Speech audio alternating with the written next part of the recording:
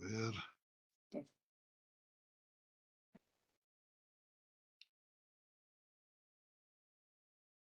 Vale. Buenas tardes, buenos días, depende en qué latitud estéis. Bienvenidos a esta última jornada del segundo encuentro iberoamericano de genealogía e historia. Soy Camil Rull Rigol, miembro de la Sociedad Iberoamericana de Genealogía e Historia y componente del comité científico de este encuentro.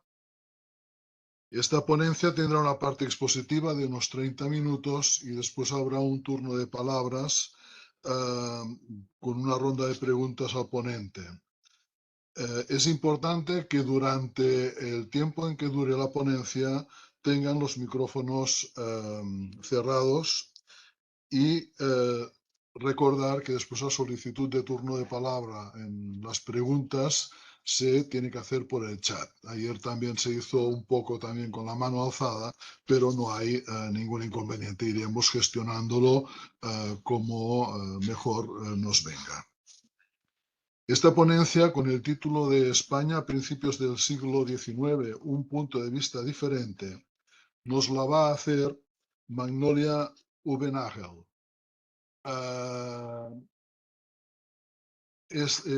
Magnolia es de Francia, Niza, ¿no? En concreto, o vives en Niza, sí.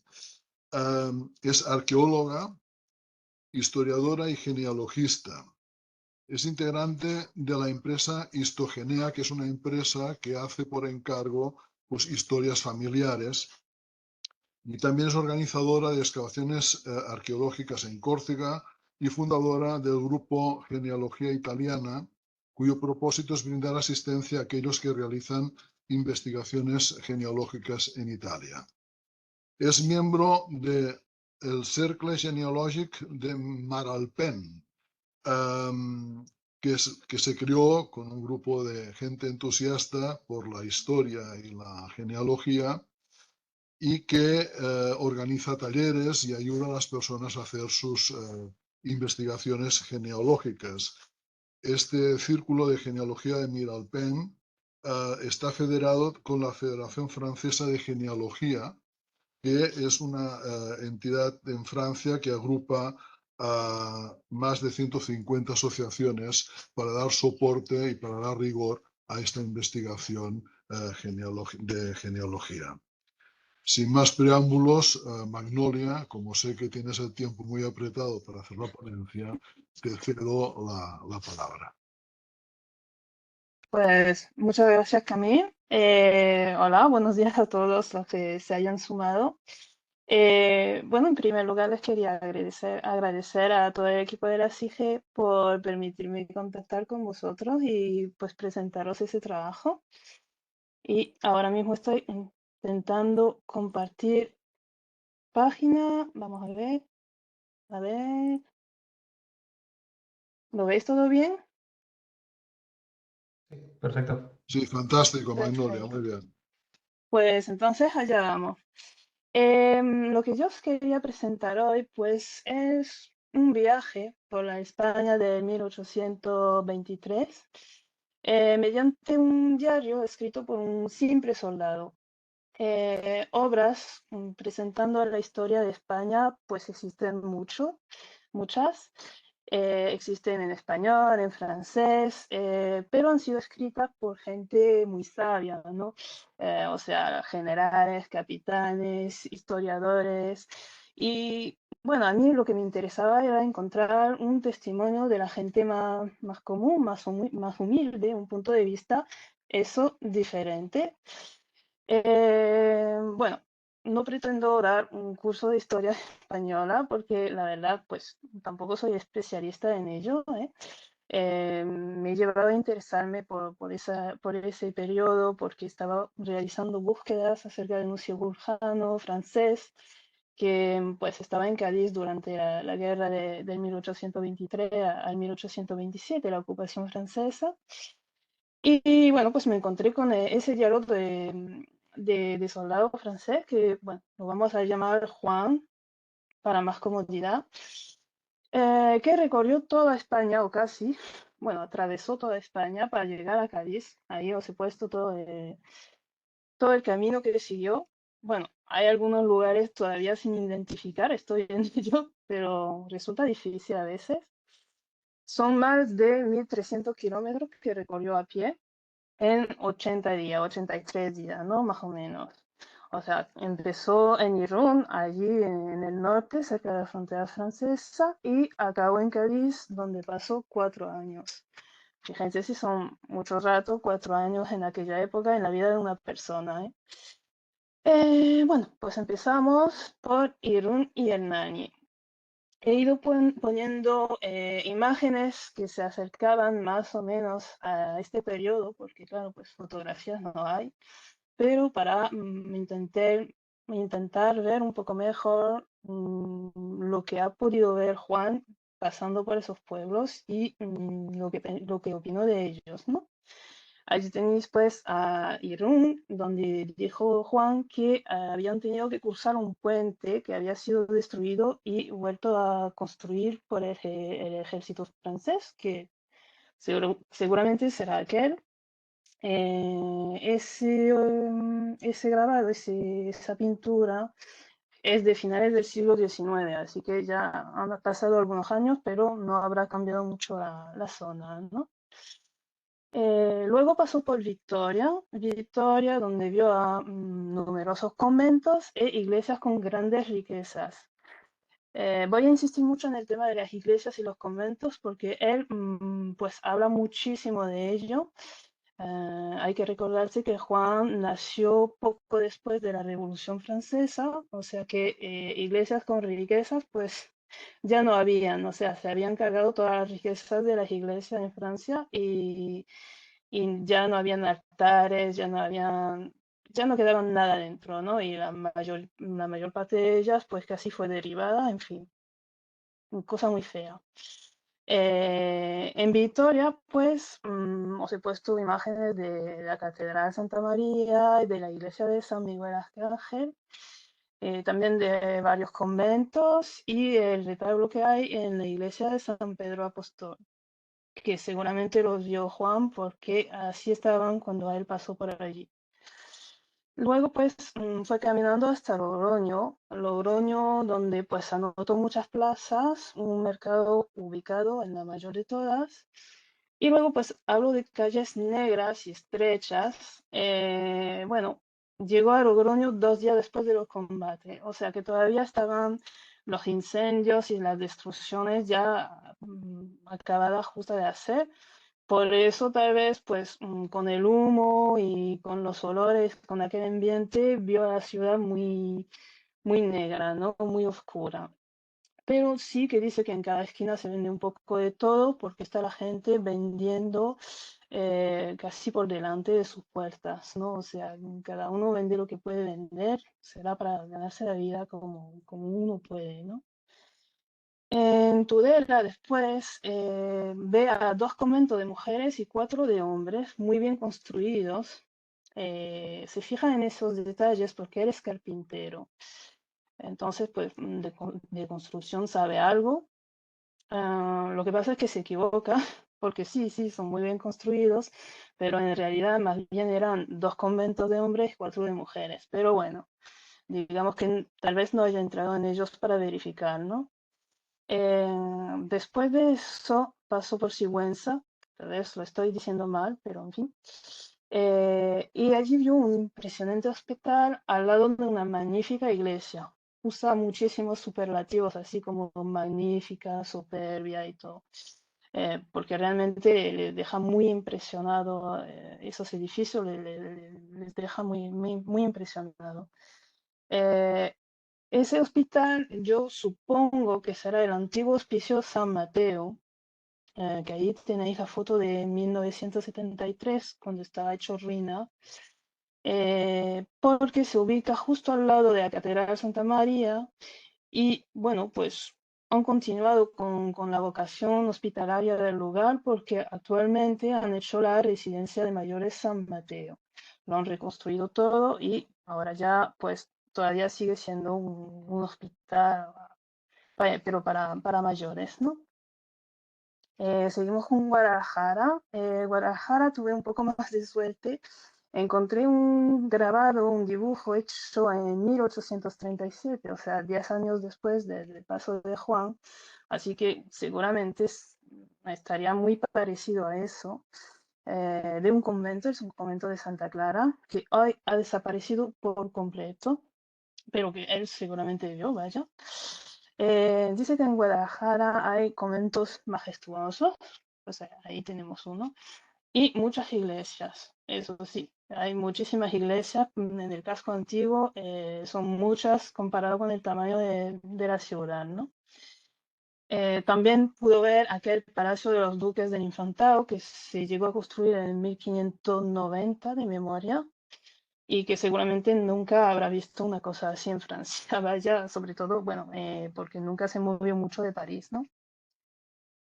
Después de Guadalajara, pues llegó a Madrid, o sea, ya estamos en la capital, que dice muy bonita y bien situada, bueno, menos mal, está en medio de España, con iglesia y conventos por todas partes, una profusión de plazas y jardines, calles rectas, fontanas adornadas con estatuas de donde brota agua limpia, eso lo subraya al menos 3 veces, o sea que me extraña mucho que haya agua limpia.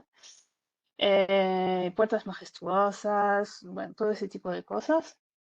Y encontré esta vista presunta del Paseo de Prado, que es del 1827 y que, bueno, pues que representa, yo creo que será realmente el Paseo de Prado en aquella época misma en la que Juan pasó por Madrid, ¿no? En Madrid también vio una inmensa biblioteca con libros en latín y lengua española. Por desgracia, dice que no pudo leer a ninguno porque no había ninguno en francés. Que Juan sabía leer, lo que era, bueno, era un poco raro por aquella época que un simple carpintero de veintitantos años supiera leer, pero bueno, ¿por qué no? En fin, bien hacía la diferencia entre latín y español, ¿no? Y la primera foto es la ubicación actual, pero antes estaba más cerca del Palacio Real, que por aquel entonces estaba todavía en construcción, y encontré ese grabado del 1823, o sea, el año justo en que Juan pasó por Madrid, del Palacio Real, estando medio construido, en ese libro que es muy bueno, que recomiendo, que son Vistas de España.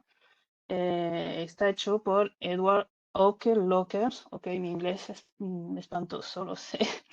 Bueno, que si tenéis ocasión de ojearlo, pues lleva unas vistas preciosas de todas partes de España, ¿no? Después de Madrid, Juan baja a La Carolina. O sea, La Carolina está mucho más al sur, pero entre Madrid y La Carolina, pues no logré encontrar los pueblos por donde pasó porque usa nombres que ya o no existen o lo has oído mal, en fin, quedan por identificar varios lugares, ¿no? La Carolina pues se encuentra muy bonita en un entorno muy fértil y bien cultivado no lo sé. Muy fértil tampoco lo sé. Hoy en día pues son sobre todo recursos mineros, así que no sé yo si habría muchos cultivos, pero bueno. El hecho de que la encuentre bonita, tal vez porque sea un trazado urbanístico, obra de ingenieros militares, y a lo largo de su diario se ve que Juan pues le gusta mucho todas las construcciones de tipo militar, lo aprecia mucho, ¿no? O sea, tal vez por eso la encontró muy bonita, así con las calles todas rectas y todo. Y bueno, sí, edificios bonitos sí que habían, ¿eh? Por ejemplo, las torres de la aduana o la iglesia de la Inmaculada Concepción, que es muy bonita y justo pegada al Palacio de Intendente, que está justo al lado, ¿no? Y por aquellos entonces, pues llevaban 50 años de construir, o sea, eran nuevos. Luego, otro salto más, llega a Córdoba. Entonces, pues Córdoba opina el contrario total de la Carolina. Dice que es muy mal concebida, con calles muy pequeñas, cortas, estrechas, pero sin embargo, y ahí estamos otra vez, las iglesias están llenas de altares preciosos, bonitos lienzos y los jardines plantados de naranjos son una maravilla. bueno, lo de los naranjos sí, sí que estoy de acuerdo con él. Luego, pues las calles muy pequeñas, cortas y estrechas, lo que a él le pareció por aquel entonces, pues mal concebido, a nosotros hoy en día nos encanta, por supuesto, ¿no? Pero bueno, desde su punto de vista, esto tenía que ser pues muy mal concebido, ¿no? Y pues he puesto una foto del altar mayor de la iglesia de San Nicolás, que, bueno, no sé si habrá visto ese altar en particular, pero eh, seguramente se quedaría maravillado delante de tanta riqueza, porque claro, vuelvo a decir, en Francia ya esas cosas no existían. Por desgracia, él no las pudo conocer en Francia. También he puesto esta vista de Córdoba desde los aires del 1860, bueno, quedan 35 años después, pero que en algo se parecerá en la Córdoba del 1823-24, ¿no? En algo se parecerá. Después de Córdoba, a ver si eso quiere funcionar. Ya está, llegamos a Jerez de la Frontera. Y bueno, en Jerez de la Frontera, la arqueóloga que soy, pues ha investigado un poquito, porque Juan habla de, por ejemplo, unos almacenes llenos de trigo situados en el subsuelo de la Plaza Mayor. Bueno, he encontrado la Plaza del Mercado, no he encontrado ninguna referencia a unos almacenes llenos de trigo, ya sea en el subsuelo o en las afueras. Y se me ocurrió meterme en la carta arqueológica del 2008 que tenéis a la derecha, donde veis los edificios en amarillo son del siglo XVIII y los en naranja pues son del siglo XIX, ¿no? Se me ocurrió meterme allí y vi la mención de una plaza de silos. Entonces, bueno, almacenes llenos de trigo hasta silos, pues estamos casi, ¿no? Aquí tenemos el casco histórico con respecto a la ciudad actual, que ha crecido mucho desde aquel entonces. Y la Plaza de Silos, ahí está el cuadrito medio naranja, medio amarillo en la punta de la flecha roja. Está ubicada justo ahí. Bueno, no es que sea precisamente la plaza mayor de la ciudad, tal vez en aquellos entonces se le pareció, pero bueno. Investigando un poquito, la Plaza de Silos hoy en día, pues a eso se parece. Lleva una casa, la número 13, que fue construida en 1710, que antes era llamada Casa Panera del Pósito o Granero del Pósito. Así que almacenes, silos, granero, pues sí, ya estamos bien en ello. Y bueno, pasó a ser el cuartel de la Guardia Civil en 1850, ahora es un bar de cervezas. Pero, pues, era por debajo de esta plaza y de esta casa que había nada más ni menos de 45 silos llenos de grano. O sea, todas las reservas, se supone, de grano para la ciudad por aquellos entonces, que ya hoy en día, pues, uno pasea por la calle, se encuentra con esa plaza y ni se imagina, ¿no? Lo que había por ahí debajo. Y sería interesante saber si todavía quedan alguna arquitectura ahí debajo o si todo ha sido completamente llena por las construcciones posteriores, ¿no? Bueno, en fin, esa era la transgresión arqueológica del día. Lo siento mucho, por algo soy arqueóloga, vaya.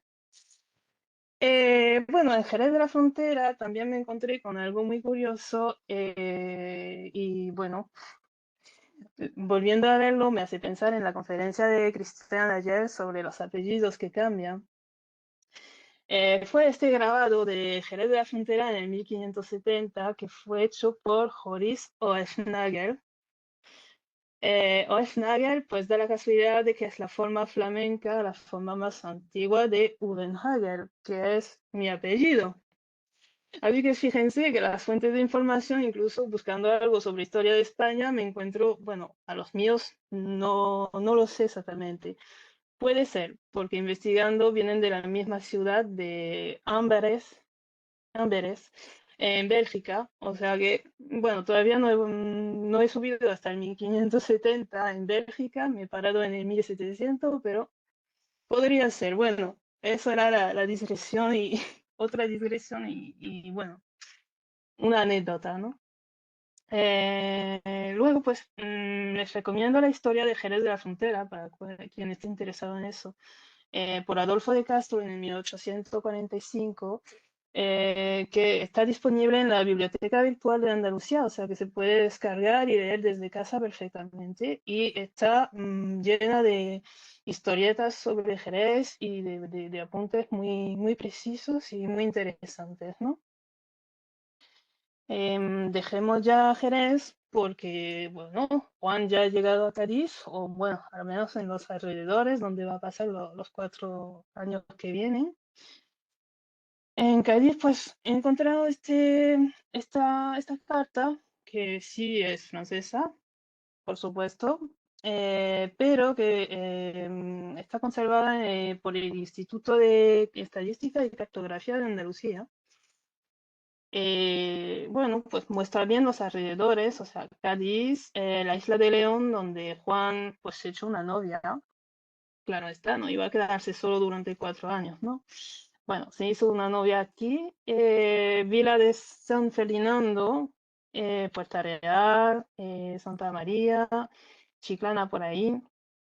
Bueno, llegando ahí, la primera cosa que ve es lo que él califica de capilla, una capilla muy antigua, la de Santa Ana.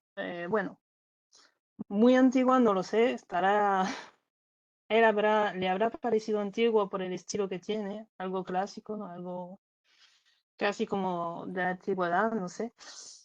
Será la ermita de Santa Ana, cerca de Chiclana.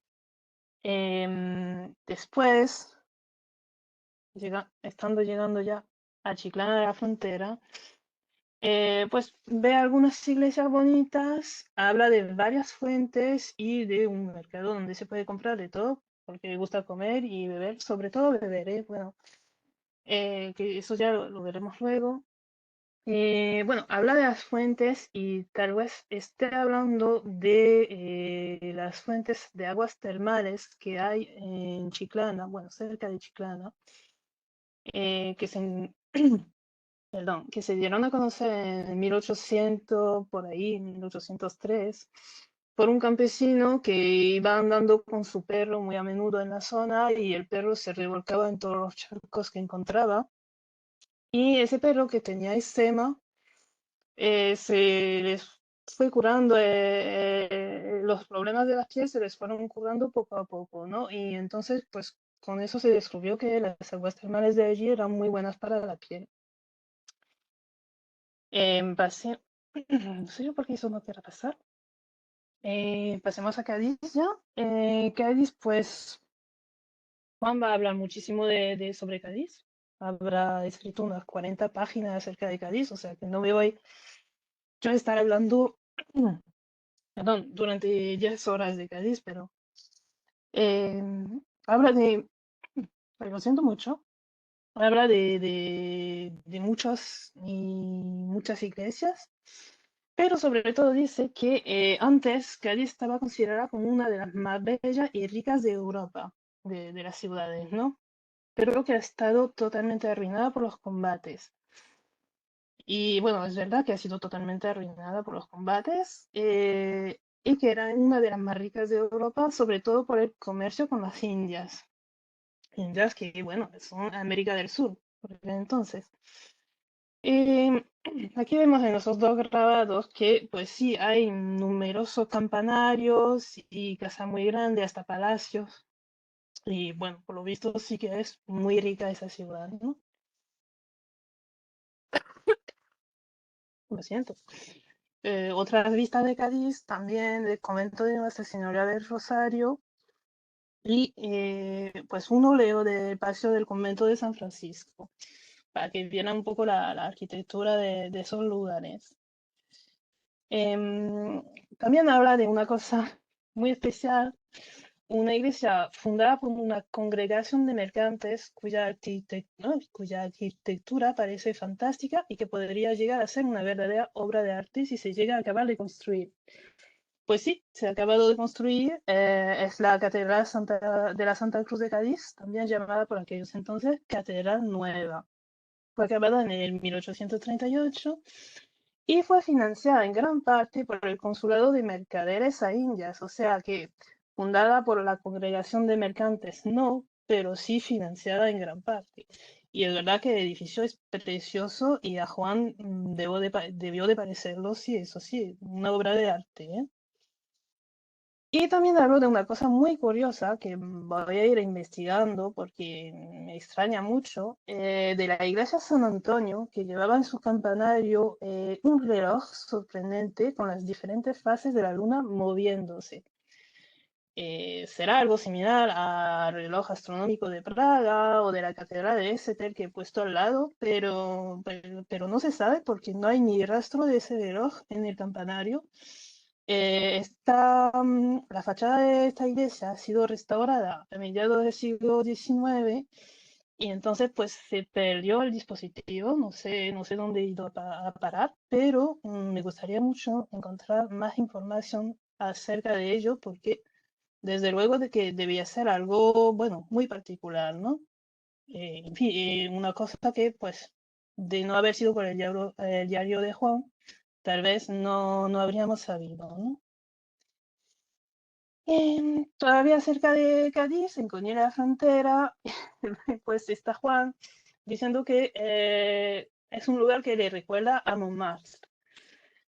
Bueno, Montmartre en aquella época pues era eso, llena de molino de viento, con casas bajas y mal construidas, ruinas. No era el Montmartre de ahora, para nada, ¿no? Pero le recordó mucho a esa zona y entonces pues le encantó con ir de la Frontera. Bueno, dice que por ahí había las ruinas de un castillo construido por los moriscos y torres africanas. Vamos a ver lo que era eso. Aquí tenéis otro grabado de Joris Oefnager, hola primo, eh, que mostrando a Conil a la frontera, ¿no? Bueno, los molinos de Conil no quedan muchos. Hay en el Cerro de los Molinos ese molino que ha sido restaurado y que todavía pues se puede incluso visitar, pero es uno de los pocos que están en buen estado, ¿no? Luego, pues ese castillo morisco no era tan morisco, ¿no? Es el castillo de Guzmán el Bueno, con la torre de Guzmán de Mello, del 1295.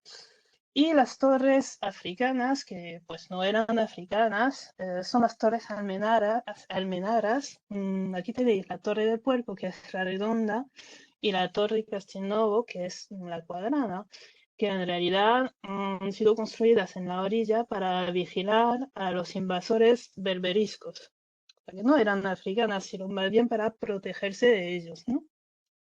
Bueno, eso es un punto de vista de un joven de 20 años que, bueno, contaba lo que veía, lo que le contaron y que tampoco sabía tanto de historia y sobre todo de historia de un país que no era el suyo, ¿no?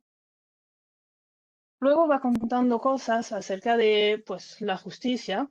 Lamenta que aquí, como en todas partes, la justicia está a la vez demasiado laxista y demasiado severa en contra de aquellos que no tienen dinero. Las cosas nunca cambian.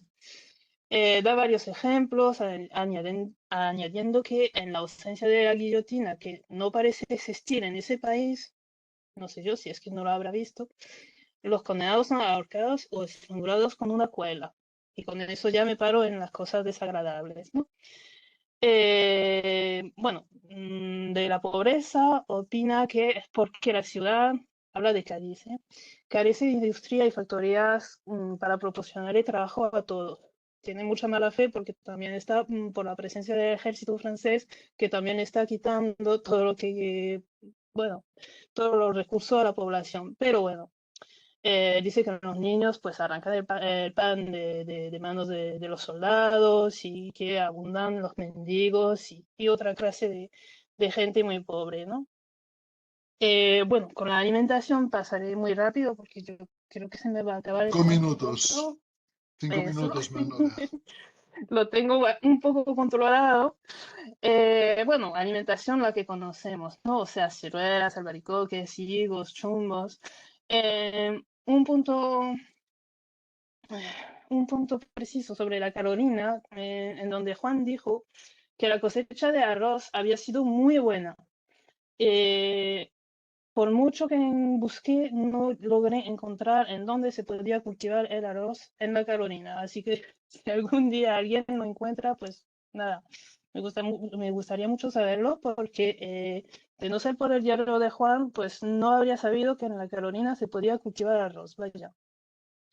Bueno, Córdoba con los naranjos, limoneros, olivos, Marchena con los aloes, Jerez con el trigo, las uvas, los viñales, todo ese tipo de cosas. Paso rápido. Cádiz, claro, con las salinas, con ir a la frontera, todavía con esa pesca de atún y, bueno, la transformación en aceite, que era muy famoso el lugar. Sin olvidar, bueno, pues el gazpacho. El gazpacho, y ahí pues estuve pensando ayer en la introducción que hizo el señor Mariano cuando habló pues, del gazpacho y de ese tipo de comidas que no conoceríamos en Europa y bueno, en España, a no ser por el comercio con pues Sudamérica, ¿no? Dice, por ejemplo, Juan, bueno, que la gente no come mucha carne, sí, porque es muy cara, que por la mañana se bebe un vaso de aguardiente, así, sin más, ¿no? De agua nada, ¿no? Aguardiente desde primera hora. Y por la noche una sopa al oleo y algo que llaman tomates, o sea, sopa de aceite y algo que llaman tomates, que él, pues por lo visto, nunca había visto un tomate en su vida y no sabía ni lo que era, pero que, bueno, se trata del gazpacho, ¿no? Luego, a ver, eso ya no funciona. A ver, eso. Luego, pues de salud, Juan no estuvo muy enfermo, ha estado enfermo durante un mes por una fiebre que no se sabe cuál era, pero que bueno, que salió bien. Habla pues de muchas enfermedades que hay en Cádiz y sobre todo de una epidemia enorme en el 1800, similar a la peste, que bueno, en realidad de la fiebre amarilla. Y bueno, pues de los brotes de sarna y enfermedades tipo sífilis que había por culpa de la prostitución ejercitada en la ciudad, ¿no? Bueno, tampoco habla mucho de salud, la verdad. Bueno, aquí hay algunos apuntes de la vida diaria, como el clima, el tiempo que hace. Bueno, también dice que el aire es más sano en la isla de León que en Cádiz, eso que son vecinas las dos, pero bueno. Que llueve muy poco y no cae jamás la nieve, bueno, menos mal, ¿no? Digamos que no caiga nieve en Cádiz. Em, y luego, pues, estaré acabando ya vamos por la última casi, con las fiestas que Juan presenció. Bueno, hablaré sobre todo de la fiesta del fundador del Hospital de San Juan de Dios en 1825, que le llevó su novia a ver a esta fiesta en la isla de León, y donde relato que pues estaba todo el hospital tendido con tela roja y que todos los enfermos que estaban pues en las camas, ¿no? Pues estaban cubiertos por mantas y por sábanas de satén rojo. O sea, es un detalle, ¿no? Pero es un detalle que no se podría conocer a no ser porque Juan nos lo está diciendo, ¿no? Y me parecen súper interesantes todos esos pequeños detalles que pues hablan mucho del cotidiano de nuestros antepasados, digo nuestros, aunque bueno, yo no soy española, pero me pongo en su lugar, ¿no? Porque, bueno, lo mismo ocurre en cada parte del mundo, ¿no? De esos detalles que nos hacen más cercanos a la vida de nuestros antepasados que los relatos que encontramos en los libros de historia, ¿no? Y bueno, pues también una última anécdota sobre eso de las fiestas. Dicen que en el Viernes Santo ocurre una cosa que él juzga muy interesante. O sea, cuando la procesión pasa por delante de la cárcel, pues se saca un prisionero y ese afortunado, si jura de no volver a cometer ningún delito, pues lo liberan enseguida. Se ve graciado y puesto en libertad enseguida. Bueno, será uno, pero por lo menos será algo, ¿no? Y bueno, pues con el tema ese de la fiesta, se me va acabando el tiempo. Aquí les dejo con mapa de regreso de Juan hasta su casa en el 1827, que por fin ya libre de toda obligación militar, pues deja Cádiz y vuelve a Francia. Lo último que escribe en su diario es cuando llega a cerca de París, más o menos, y nada, solamente pues nos queda esperar que a él todo le fue bien y que se volvió a encontrar con su familia, ¿no? Con eso, pues nada, les dejo. Y bueno, muchas gracias por aguantarme durante media hora. Y si tienen preguntas, pues aquí tienen mi correo electrónico, también el WhatsApp y mi página web que, bueno, todavía está en construcción, pero pronto ya estará incluso la versión española, por si tienen alguna pregunta más luego. Muchas gracias a todos. Fantástico, Magnolia, una exposición muy vistosa. Y aquí es la importancia de encontrarnos pues, con diarios, con correspondencia, que nos dan estos detalles de la vida cotidiana, de los lugares que cuando hacemos la historia de la familia agradecemos mucho. La búsqueda de grabados, de dibujos y de referencias que nos contextualicen lo que pasaba en el momento en que las historias de nuestra familia ocurrían. Sí, Si hay alguna pregunta para Magnolia. A mí me gustaría hacerte una. ¿Por qué tuviste interés precisamente por este diario? bueno, porque actualmente estoy escribiendo un libro sobre la historia familiar de una persona que pues ya no recordamos, pero que fue muy importante, un cirujano francés que pasó toda su vida ejercitando, no, bueno, sí, en el ejército, vaya, y que bueno, que estaba en Cádiz por aquellos entonces, en el 1823 y 1827, y buscando información acerca de lo que le podía haber ocurrido en Cádiz, lo que podría haber vivido, me encontré con ese diario y de allí pues pensé que sería bien, ¿no? Como está escrito en francés y nunca traducido, pues que sería bien exponerlo un poco a españoles, ¿no? Por si les pudiera interesar. Seguro que es interesante porque hay descripciones que vale la pena tener en cuenta si tenemos familiares en alguno de estos lugares. Y compartir este recurso también es de agradecer, que de hecho la genealogía, los genealogistas, lo que tenemos que hacer es esto, compartir los descubrimientos para enriquecernos todos. ¿Alguna pregunta más? Levantó la mano. Yo levanté la mano. No, no sé si es mi Mariano levantó la turno. mano. Pues no, simplemente darte las gracias, Magnolia.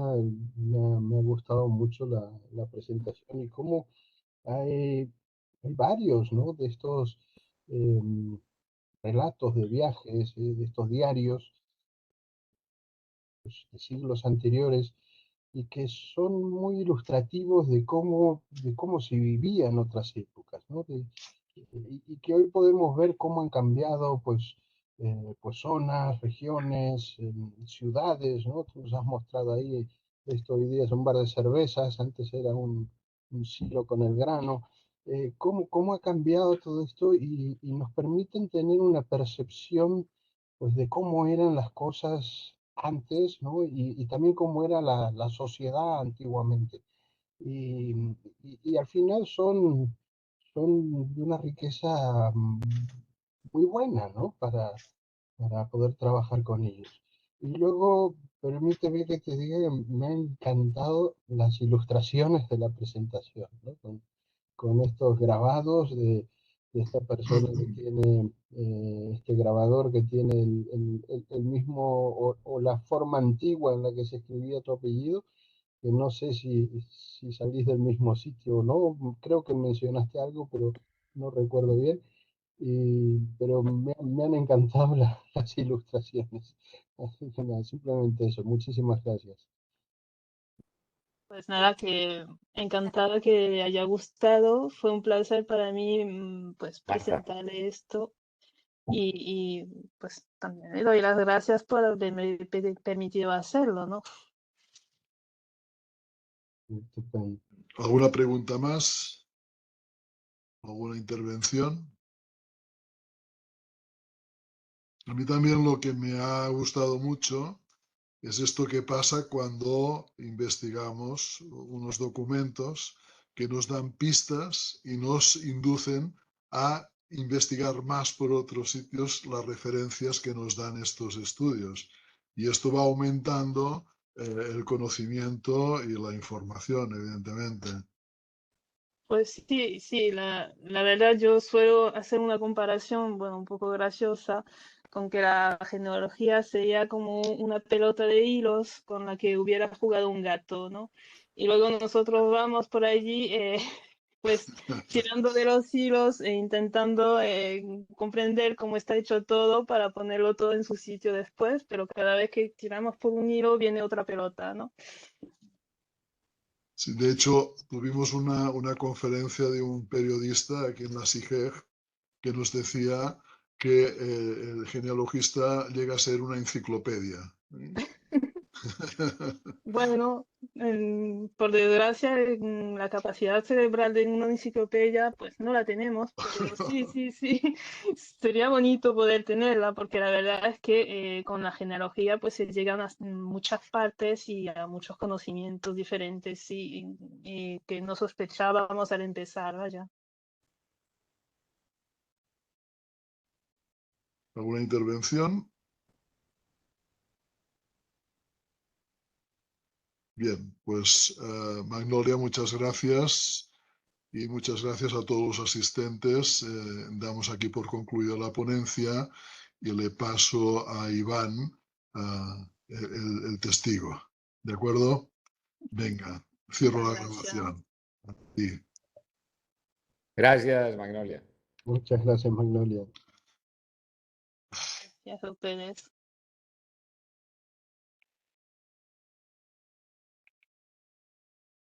¿Te he pasado la presentación ya o no? No. No. A ver. Sigue grabando también. Ah. Stop. Vale.